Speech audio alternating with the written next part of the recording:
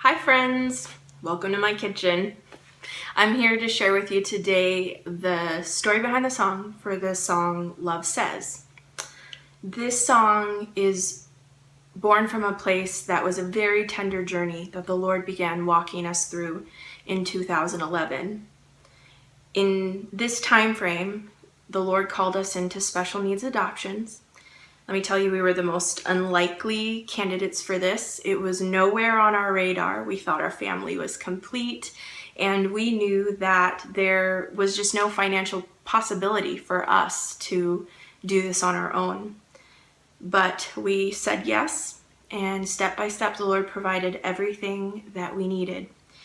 Our adoption progressed to the point where we traveled and met our daughter, and we're only a couple weeks away from having a court date to finalize the adoption. And it was at this point when everything fell apart.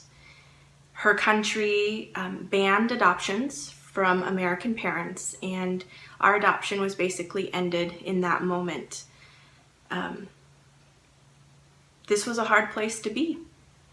It didn't look anything like I thought it would look, and it was painful.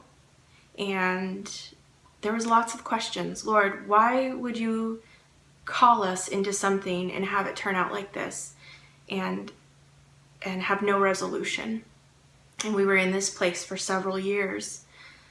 It was during that time when the Lord led me to Isaiah 35, which says, "The desert and the parched land will be glad. The wilderness will rejoice and blossom. Like the crocus, it will burst into bloom. It will rejoice greatly and shout for joy. The glory of Lebanon will be given to it, the splendor of Carmel and Sharon. They will see the glory of the Lord, the splendor of our God." And what the Lord highlighted for me was the words desert and glory of the Lord. And He impressed upon my heart that when He calls us into a desert, we're going to see His glory there. And then He continued to speak to me, and this is over a course of time, but He began to show me that it's a mercy to be called into the desert. It's a mercy to be taught to trust deeper. It's a mercy to learn how to find peace in Him in the midst of circumstances that are painful or confusing. So this is what He taught me very gently over the course of these years while we're waiting. The circumstance didn't change, and the feelings, the emotions you feel in the midst of this are very real. But what He taught me is that no matter what the circumstance is, that He is for us, that He is with us, and that He will be our home in the midst of these things. So the end of this story is that about a year ago, we received word that because of our daughter being one of the children that was not allowed to complete their adoption, it kind of put a spotlight on her in her country.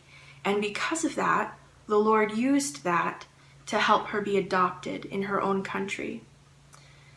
This is amazing, friends. There are so many orphans in the world, and the Lord put a spotlight on this one child, and she's now in a home. And even more miraculous is that the family that adopted her was open to communication with us. So not only do we know that our child is safe, our child is loved, we still get to be a part of her life. And for us, we are now in a place with the Lord of intimacy that we didn't even know was possible. And it's because we followed Him into that desert. And because in His goodness, He says, I'm not going to leave you in this place where I found you. I'm going to transform you. You're going to learn how to trust deeper. You're going to learn how to stand in peace no matter the circumstance. So I just want to encourage you that if you are in a desert, take heart, because He is with you and He is for you, and He's there the whole time, the whole way.